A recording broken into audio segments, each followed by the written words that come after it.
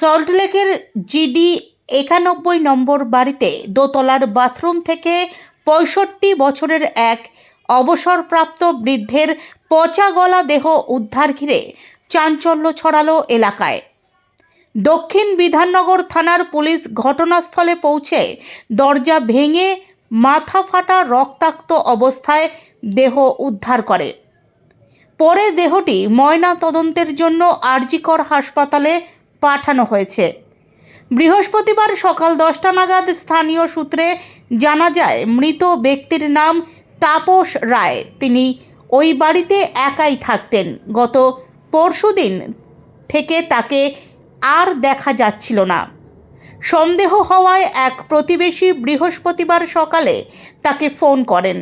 ফোনের রিং বেজে গেলেও কোনো উত্তর না পাওয়ায় প্রতিবেশীরা উদ্বিগ্ন হয়ে পড়েন। এরপরই দক্ষিণ বিধাননগর থানায় খবর দেওয়া হয়। খবর পেয়ে পুলিশ ঘটনাস্থলে পৌঁছে বাড়ির দরজা ভেঙে ভেতরে ঢোকে।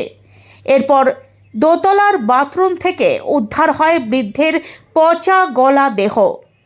মাথায় গুরুতর আঘাতের চিহ্ন থাকায় ঘটনাকে ঘিরে রহস্য তৈরি হয়েছে।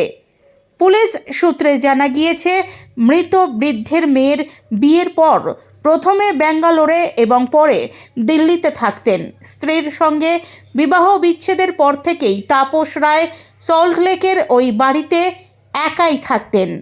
মাঝে মধ্যেই অন্যত্র গেলে প্রতিবেশীদের জানিয়ে যেতেন বলেও জানা যাচ্ছে। পুলিশের প্রাথমিক অনুমান, বাথরুমে পড়ে গিয়ে তার মাথা ফেটে যায় এবং অতিরিক্ত রক্তক্ষরণে মৃত্যু হতে পারে। তবে মৃত্যুর সঠিক কারণ জানতে ময়নাতদন্তের রিপোর্টের অপেক্ষা করা হচ্ছে। রিপোর্ট হাতে পেলেই স্পষ্ট হবে ঘটনাটি দুর্ঘটনা নাকি এর পেছনে অন্য কোনো কারণ আছে।